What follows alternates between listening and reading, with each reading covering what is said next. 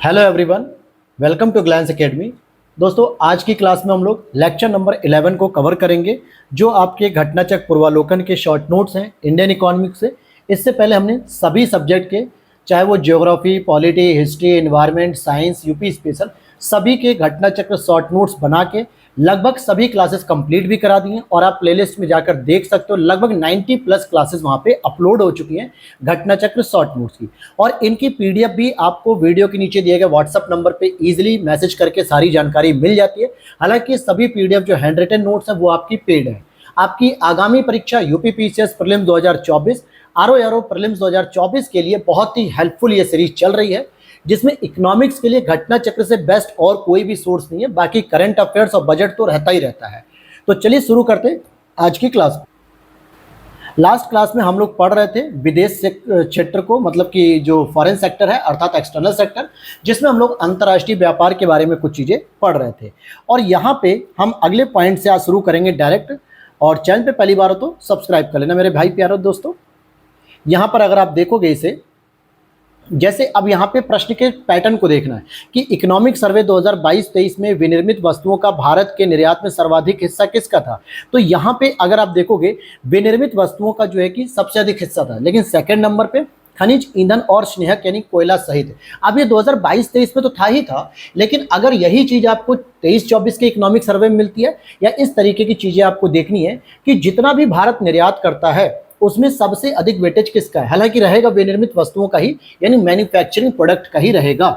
अब यहाँ पे एक अगला पॉइंट है कि भारत में हीरे अपर्याप्त उपलब्धता के बावजूद भारत बड़ी मात्रा में हीरे का निर्यात करता है और बहुतायत विदेशी मुद्रा प्राप्त करता है। कहा जा रहा है जैसे कि अफ्रीका कॉन्टिनेंट में आप देखोगे तो लगभग दक्षिण अफ्रीका वाले जो क्षेत्र होते हैं, जो अफ्रीका कॉन्टिनेंट में साउथ में है, जिसमें बोत्सवाना हो गया, अफ्रीका हो गया, तो साउथ अफ्रीका, तो ये सब जो क्षेत्र है ना, जहां पे हीरे की माइनिंग होती है। लेकिन भारत में सूरत में सबसे बड़ा बाजार है हीरे की कटिंग का और माइनिंग का, मतलब माइनिंग का तो नहीं है, लेकिन उसके बावजूद भी हीरा सबसे अधिक निर्यात किया जाता है भारत में, बड़ी मात्रा में हीरा निर्यात किया जाता है।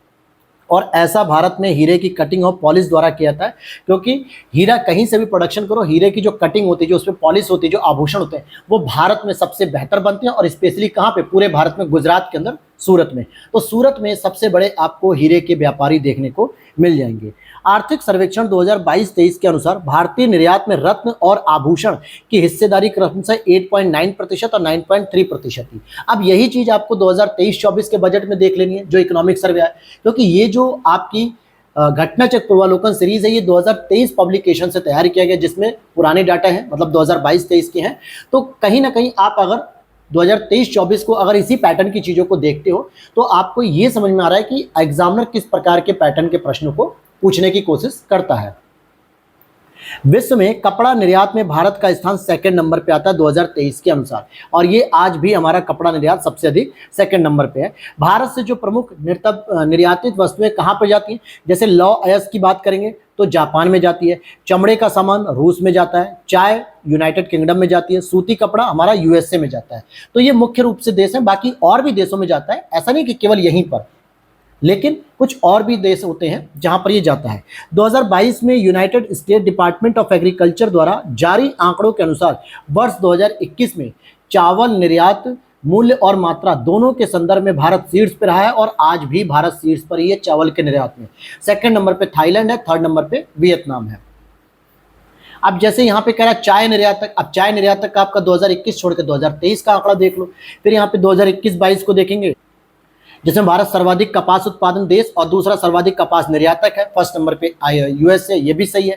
अदृश्य निर्यात का अर्थ होता है कि सेवाओं का निर्यात करना है। कल की क्लास में मैंने आपको बताया था, बैलेंस ऑफ पेमेंट के अंतर्गत जो दो प्रकार के खाते होते हैं, एक दृश्य व्यापार होता है, एक अदृश्य व्यापार, जो करंट अकाउंट यानी चालू खाते के अंतर्गत आते हैं।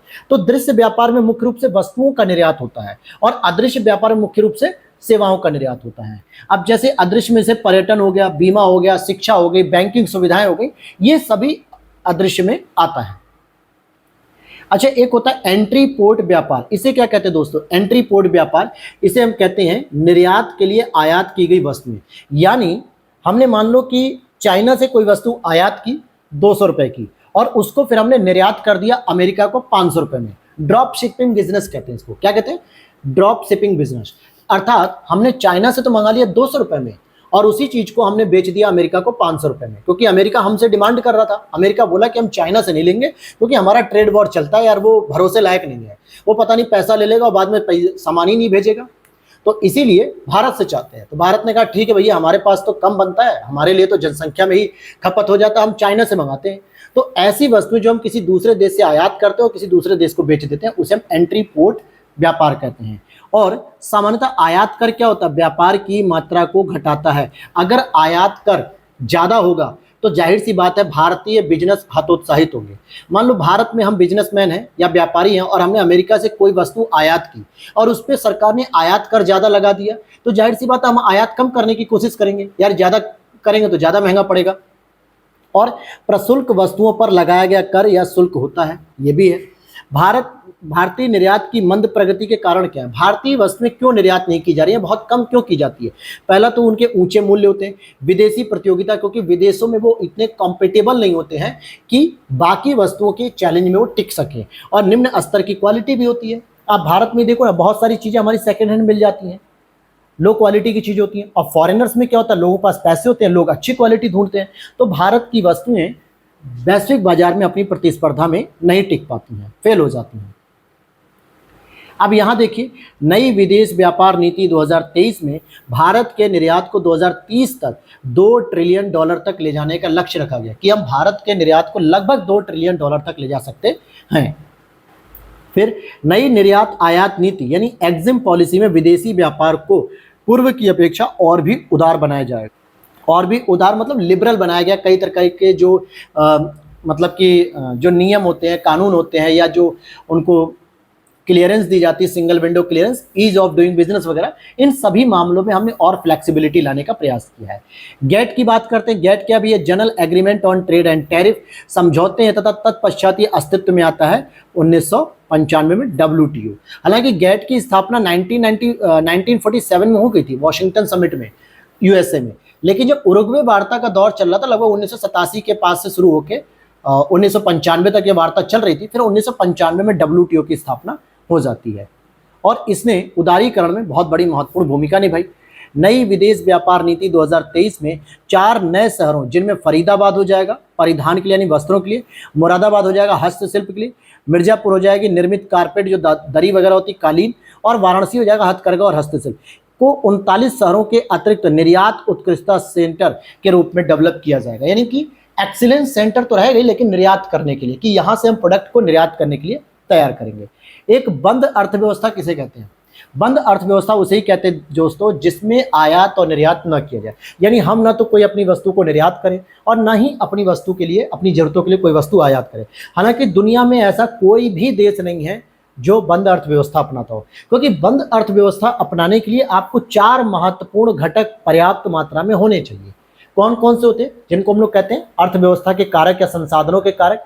भूमि, चलो मान लो भूमि तो सभी देशों के पास पर्याप्त होगी। दूसरा श्रम तो पर्याप्त नहीं होगा। जनसंख्या का होना श्रम नहीं कहलाता है, बल्कि जनसंख्या के द्वारा श्रम करने की क्षमता को श्रम कहते हैं।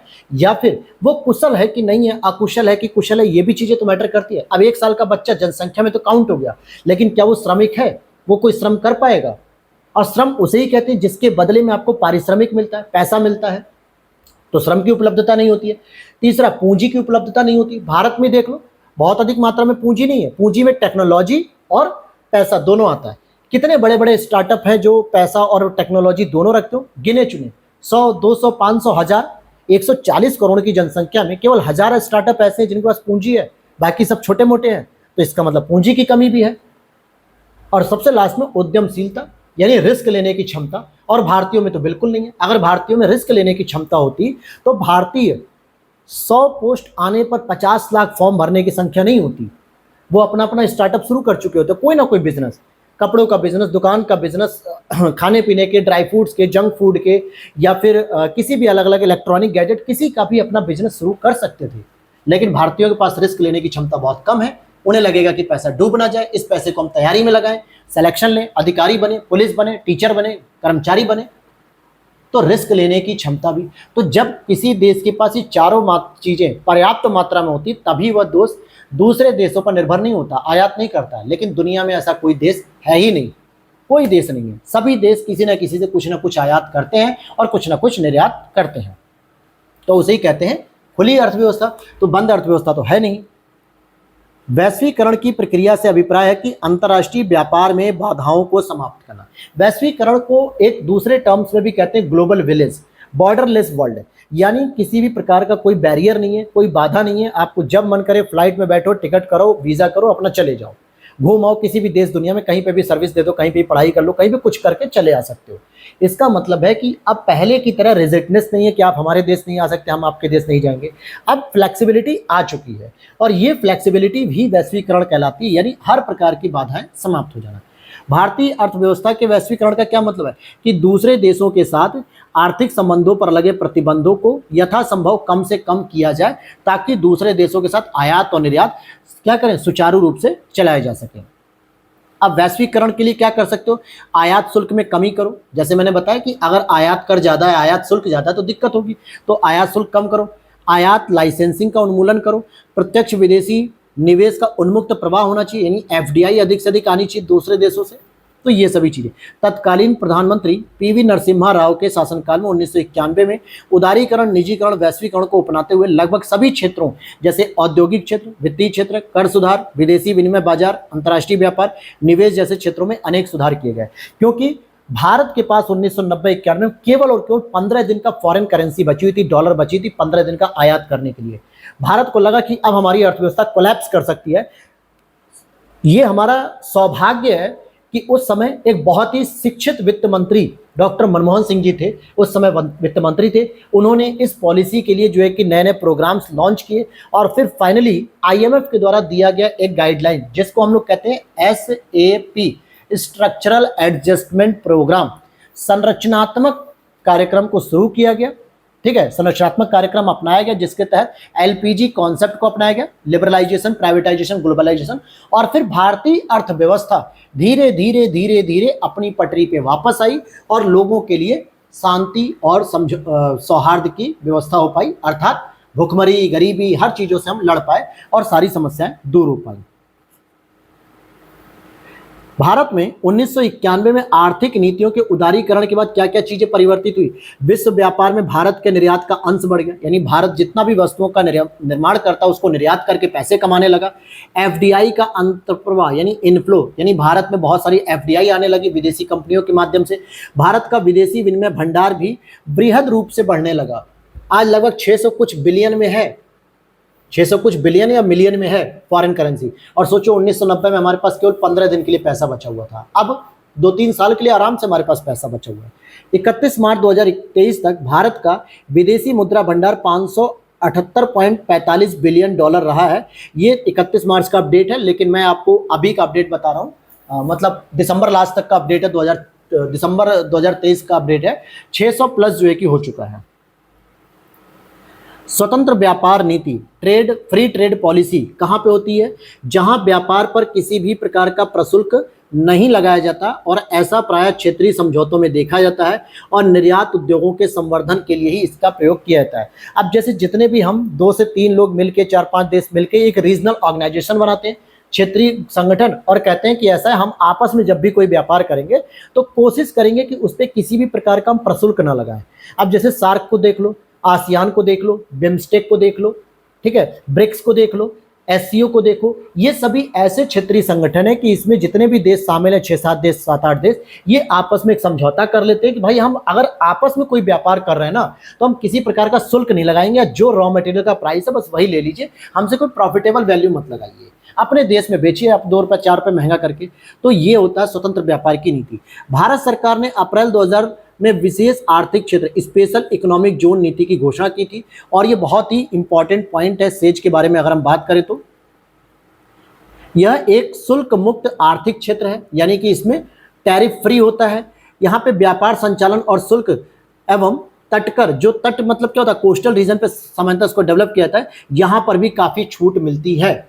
तो किसी भी प्रकार की यहाँ पे टैक्स वगैरह उगाही नहीं होती। भारत सरकार द्वारा विशेष आर्थिक क्षेत्र अधिनियम यानी स्पेशल इकोनॉमिक जोन एक्ट 2005 को पारित करते हुए 10 फरवरी 2006 से प्रभावी कर दिया गया, जिसका उद्देश्य क्या था, अतिरिक्त आर्थिक गतिविधियों का सृजन किया जाए, तटीय क्षेत्रों में अतिरिक्त आर्थिक गतिविधियों का सृजन किया जाए, वस्तुओं और सेवाओं के निर्यात को प्रोत्साहन किया जाए, यानी वस्तुएं भी सर्विस और गुड्स दोनों को निर्यात किया जाए, घरेलू एवं विदेशी स्रोत से निवेश को प्रोत्साहन किया जाए, एफडीआई को इन्वेस्ट किया जाए, रोजगार अवसरों का सृजन किया जाए और आधारभूत सुविधाओं का भी विकास होना चाहिए। जब तटीय क्षेत्रों में औद्योगिक इकाइयां स्थापित होंगी, कहीं ना कहीं कोई ना कोई गतिविधि चलाई जाएगी, तो जाहिर सी बात है उस गतिविधि को साधारण और सुलभ करने के लिए कुछ अलग से इंफ्रास्ट्रक्चर का भी डेवलपमेंट किया जाएगा, तो कहीं ना कहीं आधारभूत सुविधाओं का भी विकास होता चला जाएगा। आगे देखते हैं हम लोग यहाँ पे, भारत एशिया में प्रथम ऐसा देश है जिसने निर्यात में प्रभावी वृद्धि के उद्देश्य के तहत 1965 में कांडला में निर्यात प्रसंस्करण क्षेत्र की स्थापना की। यानी जो कांडला का पोर्ट है ना, उसे मुख्य रूप से ज्वारी पोर्ट भी कह दिया जाता है और उसका मुख्य उद्देश्य ही है क्या करना, बताइए, निर्यात प्रसंस्करण जोन को बढ़ावा देना। 1 अप्रैल 2000 से प्रभावी आयात निर्यात नीति में निर्यात हेतु अंतर्राष्ट्रीय स्तर का प्रतिस्पर्धी वातावरण सृजन के उद्देश्य से देश के सभी ईपीजेड यानी export processing zone Kandla, Surat, Santa Cruz, Chennai, Noida ETC को सेज में परिवर्तित कर दिया गया है। पश्चिम बंगाल में नंदीग्राम क्षेत्र में सेज नीति के अंतर्गत सलीम समूह को अनुमति दी गई है। अब यहाँ पे आगे देख लेते हैं, यहाँ लिखा हुआ है, अब यहाँ पर आपको एक्जिम बैंक के बारे में जानना है। एक्जिम बैंक का मतलब होता है एक्सपोर्ट इंपोर्ट बैंक, जिसका गठन 1982 में होता है। निर्यातकों एवं आयातकों को वित्तीय सहायता प्रदान कर विदेशी व्यापार का संवर्धन करना। कह रहा है कि निर्यातकों, ठीक है, एवं आयातकों को वित्तीय सहायता प्रदान कर विदेशी व्यापार का संवर्धन करना ही इसका मुख्य उद्देश्य होता है।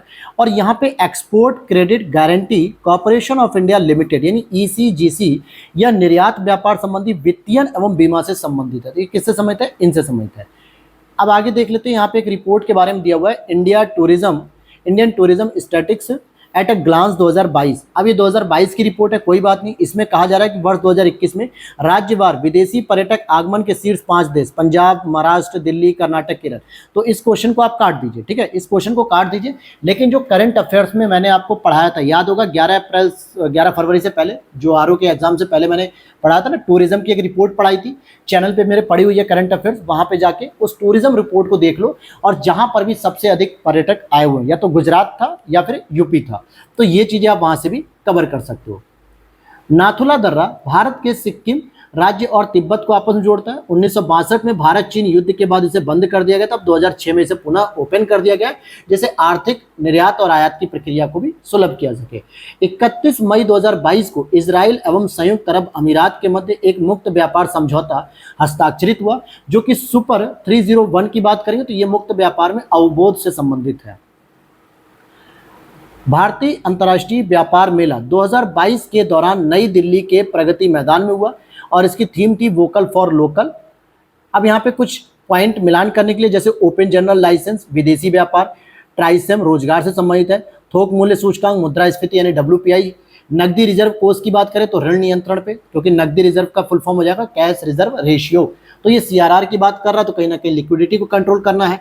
WPI की बात कर रहा है तो इन्फ्लेशन यानी महंगाई को रोकना है। ट्राइसेम की बात करेंगे तो गांव के युवाओं को रोजगार देने के लिए बात कर रहा है। ओपन जनरल लाइसेंस की बात करेंगे तो विदेशी व्यापार से संबंधित होता है। तो ये तो आपका एक चैप्टर कंप्लीट हो गया। अब हमारा न्यू चैप्टर आएगा विदेशी विनिमय FDI और विदेशी ऋण यानी फॉरेन डायरेक्ट इन्वेस्टमेंट, फिर फॉरेन जो है कि रेगुलेशन और फॉरेन ऋण, तो इसके बारे में हम लोग पढ़ेंगे। तो यहाँ पर इस नए चैप्टर में पहला ही पॉइंट आपसे पूछा जाता है कि कन्वर्टिबिलिटी क्या होता है, परिवर्तनीयता क्या होती है। रुपए की परिवर्तनीयता का मतलब है कि रुपए का विदेशी मुद्राओं में तथा विदेशी मुद्राओं को रुपए में बिना किसी हस्तक्षेप के स्वतंत्र रूप से परिवर्तन करना ही संभव होना क्या कहा जाता है, रुपए की परिवर्तनीयता। अब एग्जाम्पल के तौर पे कि अगर आपको विदेश में घूमने जाना है और उस विदेश की करेंसी आपके पास नहीं है, डॉलर भी नहीं है, तो आपके पास क्या इंडियन करेंसी, तो कैसे होगा, आप इंडियन करेंसी को उस देश की मुद्रा में या फिर डॉलर में कन्वर्ट करने की अगर क्षमता रखते हैं, अर्थात वहाँ के देश में जो है कि कन्वर्ट किया जाएगा, आपको डॉलर मिलेगा या फिर वहाँ की करेंसी मिलेगी और आप इजीली उसके बाद उस देश का भ्रमण कर सकोगे।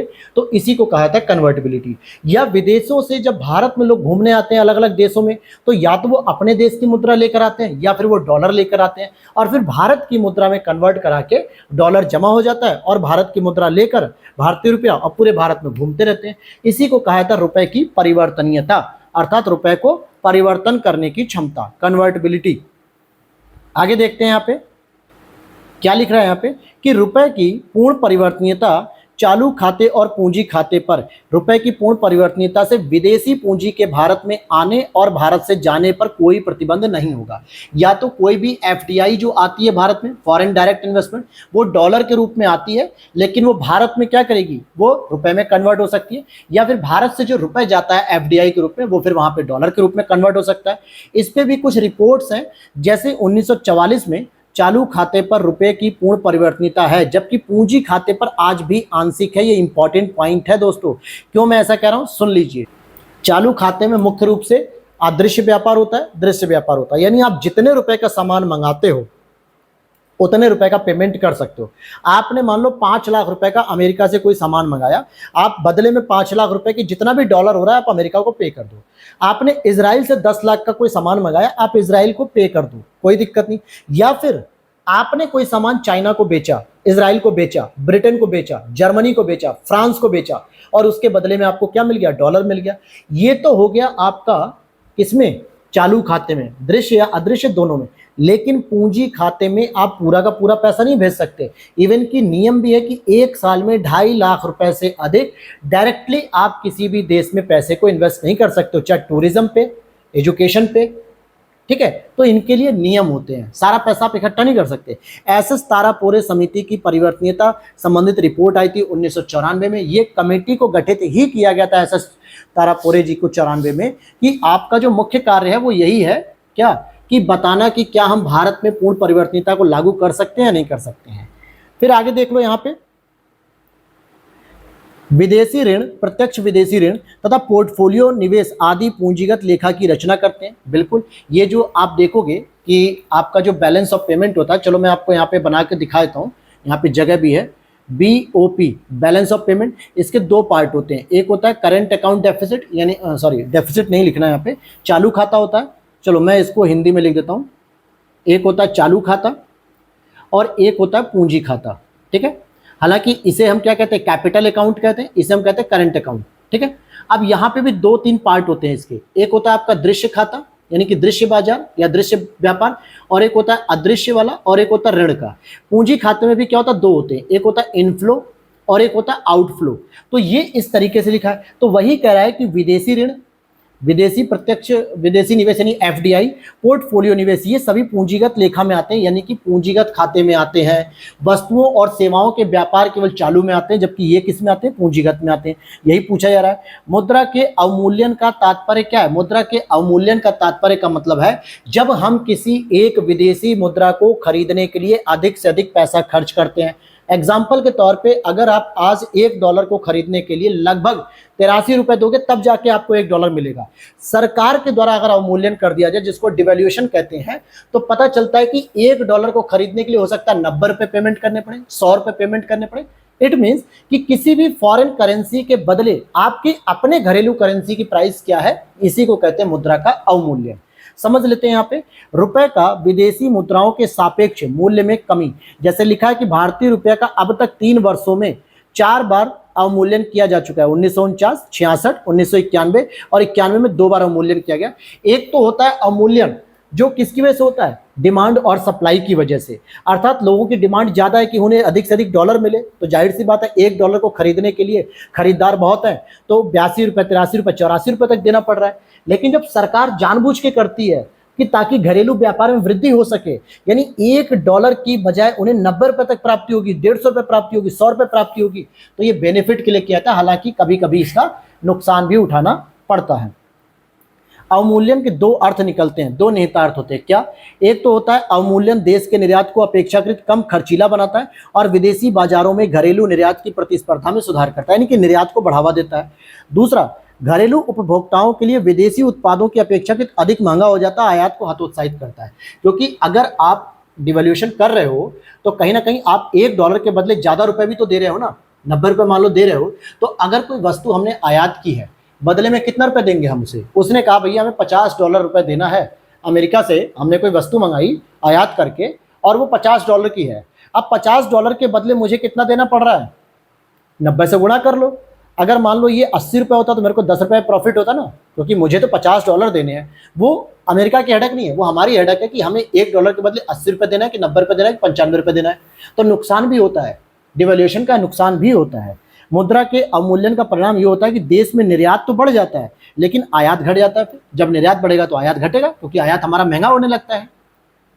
आगे देखिए, 1990 के दशक के उत्तरार्ध में दक्षिण पूर्वी एशियाई देशों जैसे इंडोनेशिया, थाईलैंड, मलेशिया, दक्षिण कोरिया में आए आर्थिक संकट का मूल कारण ही यही था कि पश्चिमी मुद्राओं की तुलना में स्थानीय मुद्राओं का लंबे समय तक अधिमूल्यन होना, और जिस वजह से यहाँ पे क्या हो गया, इकोनॉमिक क्राइसिस आ जाती है, क्योंकि इन लोगों ने लगातार अवमूल्यन करते रहे अपने प्रॉफिट के चक्कर में, लेकिन आयात भी तो इनका महंगा हो रहा था ना, और इस वजह से लोगों के पास जो है कि पैसे नहीं बच रहे थे, सारे पैसे जो है कि उड़ जा रहे थे, खत्म हो जा रहे थे। भारत में किस क्षेत्र में प्रत्यक्ष विदेशी निवेश इक्विटी प्रवाह उच्चतम है? तो सर्विस सेक्टर में। सबसे अधिक हमारे यहाँ इन्वेस्टमेंट कहाँ पे आता है? सर्विस सेक्टर में आता है। तो चलिए दोस्तों, यहाँ पर आज हम लोग टॉपिक को यहीं छोड़ेंगे। आज तो क्लास कुछ ज़्यादा ही छोटी हो गई है, क्योंकि यकीन मानिए मैं लगातार 3 से 4 क्लासेस ऑलरेडी बना चुका हूँ। रात के 3 बज रहे हैं और अब वाकई मेरी आंखें भी दर्द हो रही हैं और मेरी एनर्जी भी अब थोड़ी डाउन हो रही है। जैसे कहते हैं ना, शरीर की बैटरी लो हो जाना, तो सेम वही सिचुएशन है। तो सॉरी दोस्तों, कम से कम अभी इसमें मैं 15 मिनट और क्लास एक्स्ट्रा ले सकता था, लेकिन अब बिल्कुल ही मैं थक गया हूँ। तो मिलते हैं नेक्स्ट क्लास में। बाकी इकोनॉमिक्स की क्लास आपकी जल्दी कंप्लीट हो जाएगी, चिंता मत करिए, बहुत जल्दी आपको कंप्लीट होने को मिलेगी। मुश्किल से 15 से 20 पेज का कंटेंट और बचा है, जो ऑन एन एवरेज 3 से 4 लेक्चर में कंप्लीट हो जाएगी। तो मिलते हैं नेक्स्ट वीडियो में। Thanks for watching. जय हिंद, जय भारत।